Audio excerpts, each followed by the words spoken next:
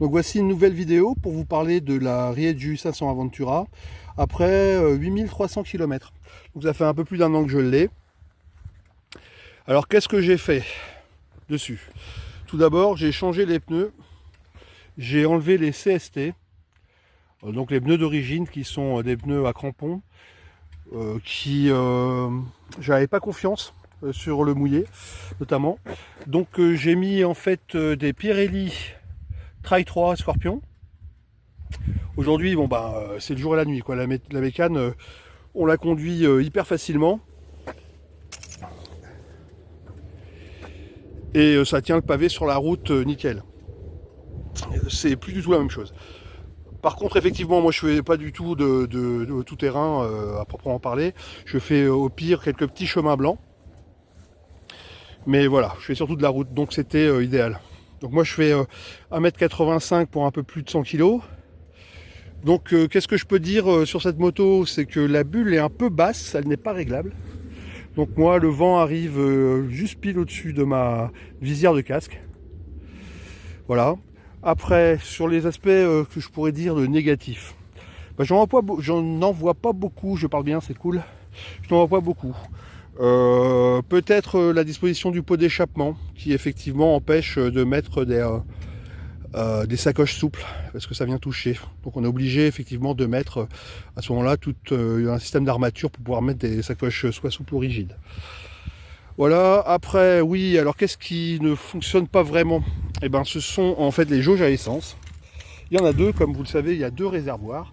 Un de 19 litres sous la selle et un de 20 litres au niveau du réservoir central ici. Les jauges en fait se mettent en rouge alors qu'il reste un peu plus de 7 litres dans la bécane. Dans chaque, hein. Donc c'est un peu... voilà. Alors parlons du moteur.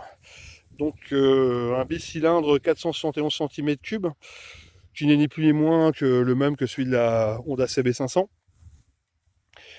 Alors, après 4000 km, j'ai vraiment constaté un véritable changement. Le moteur s'est vraiment ouvert. Aujourd'hui, c'est un moteur qui est vraiment agréable.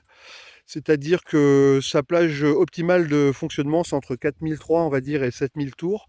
C'est là qu'on a le meilleur rendement. On peut être peinard quand même en quatrième en ville à 50. C'est pas absolument pas un problème. Ça tape pas.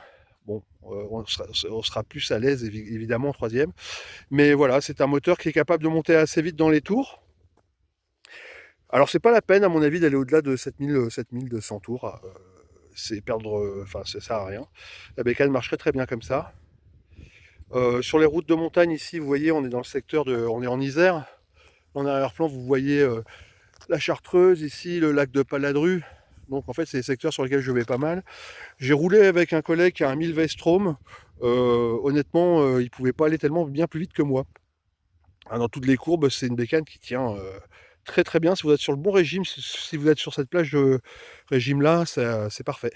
Ça envoie ce qu'il faut. Donc pour synthétiser, c'est une moto que j'ai depuis un an et demi. J'ai passé mon permis il y a peu, hein, ça fait un an et demi, voilà. J'ai fait 8000 bornes. Enfin, l'été dernier, j'ai pas pu rouler parce que j'avais le droit à péter. Donc j'en aurais fait facilement 3-4 000 de plus si c'était pas le cas. C'est une moto qui me convient parfaitement.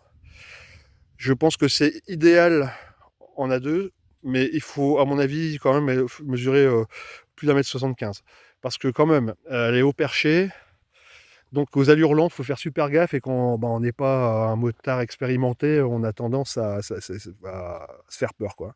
Parce que la moto est lourde, on peut se laisser embarquer. Moi, je suis pas tombé sur la route avec, j'ai fait 2 ou même 3 chutes, je crois, mais à l'arrêt. Erreur de béquillage ou je n'ai pas mis mon pied là où il fallait, voilà, donc et je me suis cassé la gueule comme ça. Ça n'a pas créé de dégâts, les crash bars sont parfaitement fonctionnels, rien ne s'est déformé. Donc la moto fait 190 kg à vide. Donc si moi je remplis jamais les deux réservoirs, évidemment ça ferait 39 kg de plus. Donc je fais le plein que du réservoir sous la selle. Ça me permet en plus de gagner en masse plutôt en bas, donc en tenue de route. Donc ça fait quand même 110 kg, 210 kg, pardon. C'est pas négligeable. Donc voilà, faut un peu se méfier de ça. Voilà, donc si je devais Refaire cet achat, je le ferai sans aucune difficulté. J'ai oublié de vous préciser un truc très important. Sur les conseils du concessionnaire et celle des motos qui me l'a vendu, on a enlevé l'amortisseur de direction qui faisait un drôle d'effet. En fait, on avait l'impression dans les virages que quand on se mettait sur l'angle, ça faisait comme un cran.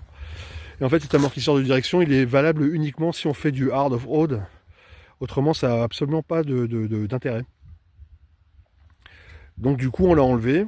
Et ça n'a rien changé en termes de tenue de cap. J'ai jamais eu de guidonnage, même à vitesse un peu élevée. Par contre, ça a vraiment facilité les choses aux allures lentes et pour faire des demi-tours, ce genre de manœuvre. Voilà, donc si vous faites pas vraiment de l'enduro, enfin de l'enduro, du hard off-road, c'est pas la peine de garder cet amortisseur de direction qui a d'ailleurs disparu sur les nouveaux modèles qui sont sortis en 2025-26. Voilà. Voilà donc 1 an et demi, 8000 km, un peu plus, 8003. Pas une merde, rien. Tout nickel, ça marche au top. C'est vraiment une très très bonne moto.